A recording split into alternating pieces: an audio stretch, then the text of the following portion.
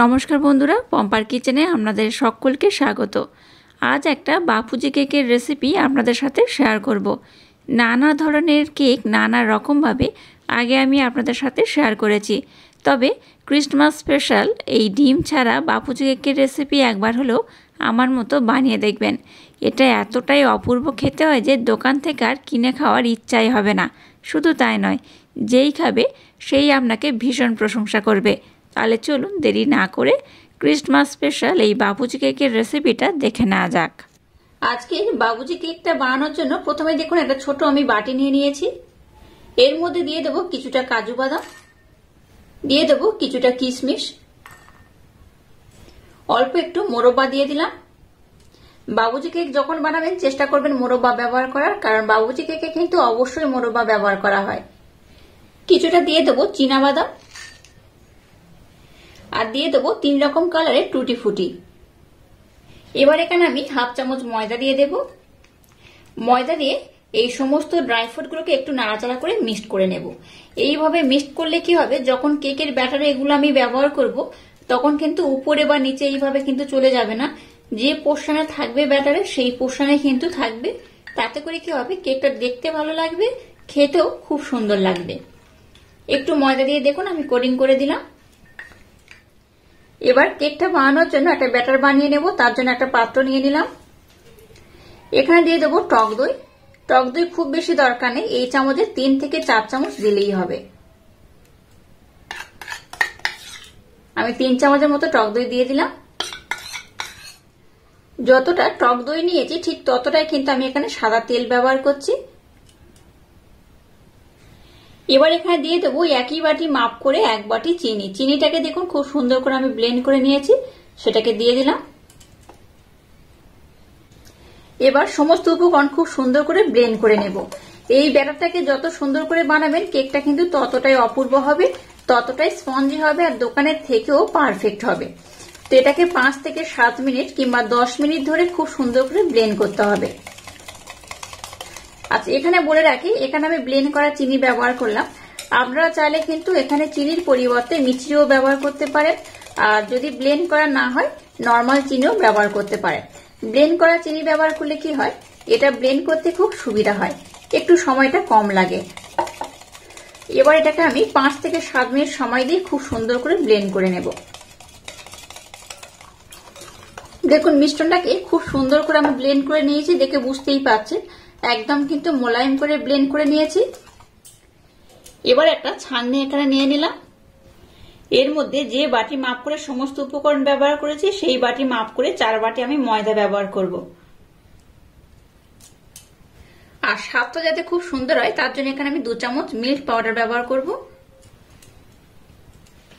দিয়ে দেবো সামান্য একটু লবণ।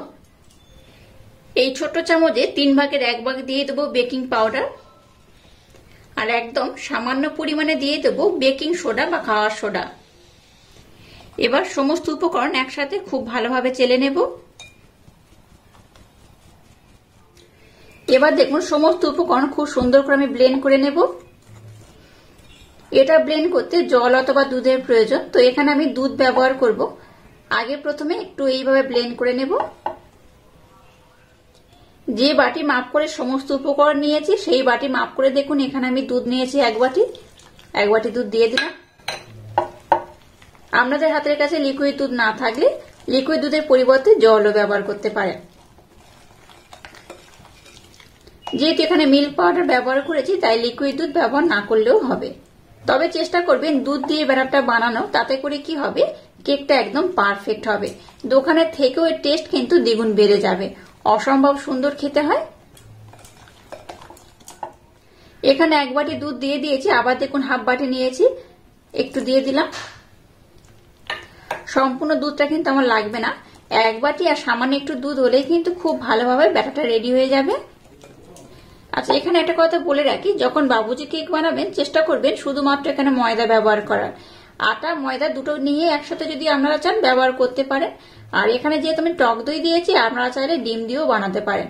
তো এটা কিন্তু আমি একদম নিরামিষ পদ্ধতিতে বানাচ্ছি, আশা করছি আপনাদের ভীষণ ভালো লাগবে। আর ব্যাটার ঘনত্ব দেখুন কেমন হয়েছে, ব্যাটার ঘনত্ব এরকম হয়েছে, খুব ঘন নয় আবার খুব পাতলাও নয়। এবার এখানে 1 চামচের মতো ভ্যানিলা এসেন্স দিয়ে দেবো। এই 1 চামচের মতো দিলেই হবে। আর দেখুন যে ড্রাই ফ্রুট গুলোকে আমি খুব সুন্দর করে ময়দার সাথে মিক্সড করে রেখেছিলাম, সেটাকে দিয়ে দেব। সম্পূর্ণটা দিয়ে দিলাম। আবারও সমস্ত উপকরণ একসাথে আমি খুব ভালোভাবে ব্লেন্ড করে নেব। একদম ইউনিক পদ্ধতিতে আজকে যে বাবুজি কেক বানাচ্ছি, শুধু ইউনিক নয়, একদম নিরামিষ পদ্ধতিতেও বানাচ্ছি। আশা করছি আপনাদের ভীষণ ভালো লাগবে। যে কোনো নিরামিষ দিনেও কিন্তু আপনারা এই কেকটা বানিয়ে নিতে পারেন। অনেকে দেখবেন ডিম দিয়ে কেক খেতে খুব একটা পছন্দ করে না, যেমন আমি কিন্তু খুব একটা পছন্দ করি না। তো এরকম টক দই দিয়ে বা নিরামিষ পদ্ধতিতে কেক কিন্তু আমার বেশ ভালো লাগে। তো আপনারা যারা ডিম খেতে পছন্দ করেন না, এইভাবে বাপুজি কেকটা বানিয়ে দেবেন, অসম্ভব সুন্দর খেতে লাগে। আর যারা ডিম দিয়ে খেতে পছন্দ করেন তারা কিন্তু টক দইয়ের পরিবর্তে ডিম ব্যবহার করবেন। এখানে আর একটু আমি দুধ দিয়ে দেব। দেখুন 1 বাটি দিয়েছি আর হাফ বাটি নিয়েছিলাম, তার থেকে কিন্তু আর একটু রয়ে গেছে। আর কিন্তু এখানে লাগবে না, এই দুধটা দিয়ে দিয়েছি। এবার এটাকে আমি আর একবার একটু ব্লেন্ড করে নেব। এবার দেখুন ঘনত্বটা কেমন হয়েছে, এইরকমই হয়েছে। খুব ঘন নয় আবার খুব পাতলা নয়, এটাই কিন্তু একদম কেক হওয়ার জন্য পারফেক্ট ব্যাটার। তো ব্যাটারটা একদম রেডি হয়ে গেছে। এবার এটাকে আমি সরিয়ে রাখবো। এবার দেখুন একটা কেক টিন নিয়ে নিয়েছি আর অল্প একটু তেল দিয়ে দিয়েছি। তেলটা দিয়ে খুব ভালোভাবে চারিদিকে আমি ব্রাশ করে দেব। এইভাবে যদি একটু তেলের ব্রাশ করে নেন, কেকটা যখন হয়ে যাবে তখন কিন্তু আর এই পাত্রের গায়ে লেগে যাবে না, খুব সহজে উঠে আসবে। এবার একটা সাদা পৃষ্ঠা দেখুন এইভাবে কেটে নিয়েছি, এটার মাপ করে এটাকে দিয়ে দিলাম। এবারে কাগজটার উপরেও কিন্তু একটু তেলের প্রলেপ এইভাবে লাগিয়ে দেব। এক্সট্রা করে তেল দেওয়ার দরকার নেই, এই ব্রাশটা দিয়ে একটু দিয়ে দিলেই হবে। এবার দেখুন ব্যাটারটাকে আমি এই পাত্রের মধ্যে ঢেলে দেব।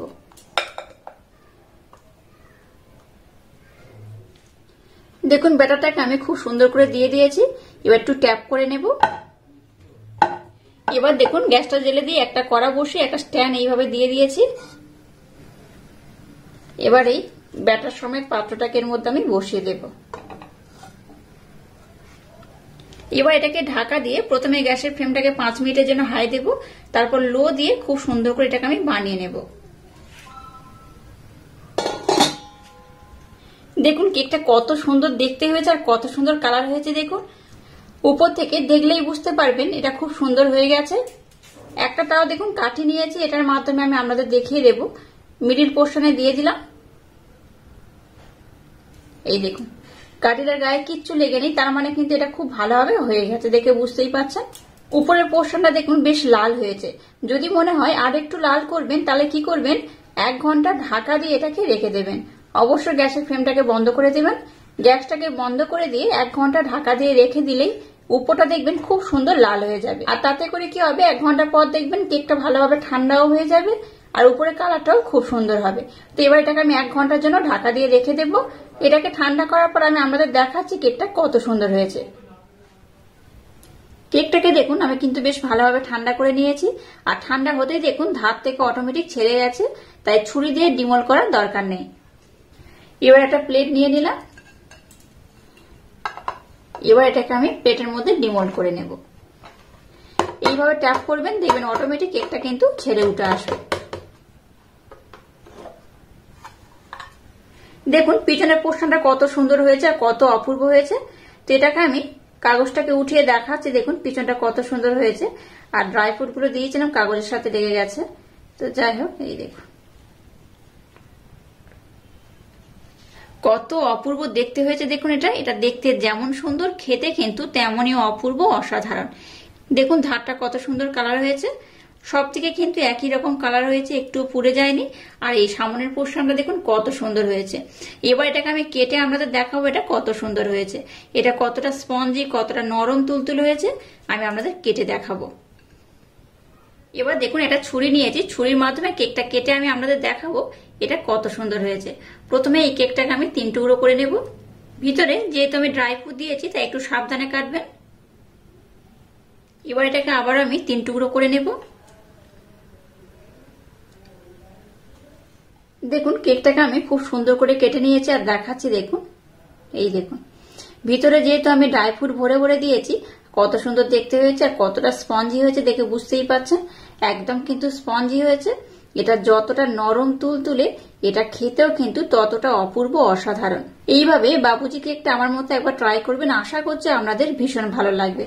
এই দেখুন কত সুন্দর হয়েছে, প্রত্যেকটা ধরে আমি দেখাচ্ছি, দেখুন কতটা স্পঞ্জি হয়েছে। এটা কিন্তু আরো প্রেসার দিলে একদম কিন্তু হাতের মধ্যে মুঠি হয়ে যাবে, এটা এতটাই সুন্দর হয়।